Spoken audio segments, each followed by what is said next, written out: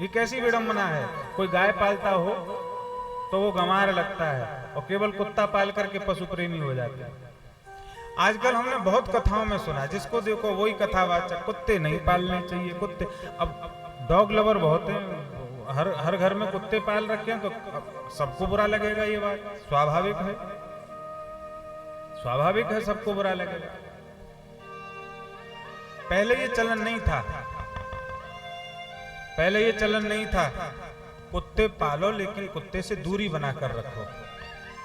ये बहुत गलत है कि कुत्ता जो है इसको चांडाल में गिना जाता है, अपवित्र माना जाता है। शास्त्र में यदि देखें कर्मकांड की दृष्टि से कि यदि कुत्ता स्पर्श भी कर जाए तो ब्राह्मण को या कोई भी सनातनी हो उसको दोबारा नहाकर तब पूजा करनी चाहिए। यदि आपने स्नान बनाया, आप पूजा करने जा रहे हो, कुत्ते का स्पर्श हो गया तो कर्मकांड तो ये कहता है कि नहाओ फिर पूजा करो। और तुम्हारे यहाँ कुत्ते से मुंह पे मुंह लगा करके प्यार कर रहे हैं।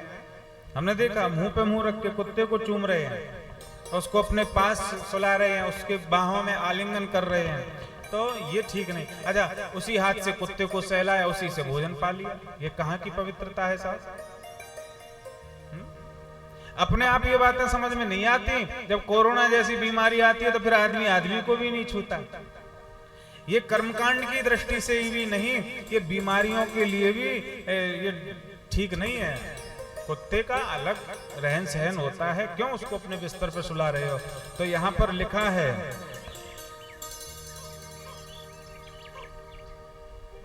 जो व्रत आदि के पर्व के समय पर भी शराब पीता है उसको अयपान नरक में भेजा जाता है। पहली बात तो ये शराब पीनी नहीं चाहिए। और बहुत सारे लोग ऐसे होते हैं, शिवरात्रि है, एकादशी है, जन्माष्टमी है, फिर भी शराब पी लिया। ऐसे व्यक्ति को अयपान नरक में डाला जाता है। अयपान में क्या होता है? जैसे लोहे को गर्म करके पतला पतला पानी जैसा कर दिया जाए, तरल, ऐसे अग्नि का दग्ध तरल पदार्थ उसके गले में डाला जाता है। वो मुंह कौन खोलेगा पीने के लिए ऐसे को? सो यमराज के दूत मुंह में चिमटा लगाकर चौड़ा देते, बोले अब डालो। मुंह में डाला है, गला जलता है, पूरी खाल त्वचा जलने लग जाती है, चीखता है, चिल्लाता है, छोड़ दो छोड़ दो। बचने का कोई साधन नहीं होता। जो किसी को कष्ट देता है जीव को, उसको शूल प्रेत नरक में डाला जाता है, पर्यावर्तन नरक में डाला जाता है। जो अतिथि का सम्मान नहीं करता, कुटिल होता है, जैसे अतिथि घर पे आए तो सम्मान करना चाहिए, नहीं किया है तो उसको पर्यावर्तन नरक में डाला जाता है। जो धन में आसक्ति रखता है उसको सूची मुक्त नरक में डाला जाता है। पापी जो है नरकों में अनेक यातनाएं भोगता है। श्री परीक्षित जी महाराज घबराने लगे। सुखदेव जी की दृष्टि गई कि वो घबरा रहे। यदि शास्त्रों में निष्ठा है, आपको लग रहा है कि ये बातें सत्य है, तो जिसने भी जीवन में पाप किया होगा वो स्वाभाविक है कि घबराएगा। परीक्षित जी को घबराते देखकर सुखदेव जी बोले, घबराओ मत, नरक तो धोबी घाट है। जैसे घर में गंदा कपड़ा जब घर की बहनों से नहीं धुलता है ना, तो वो कहती है धोबी को भेज दो, हमसे नहीं हो रहा, वो साफ कर देगा।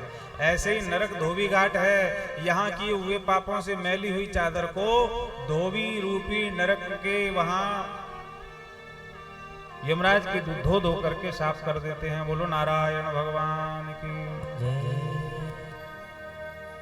बोले तो पाप यदि किसी ने जाने अनजाने में किया हो, बचने का क्या साधन है? प्रायश्चित ही पाप से बचने का साधन है, नाम जप ही पाप से बचने का साधन है।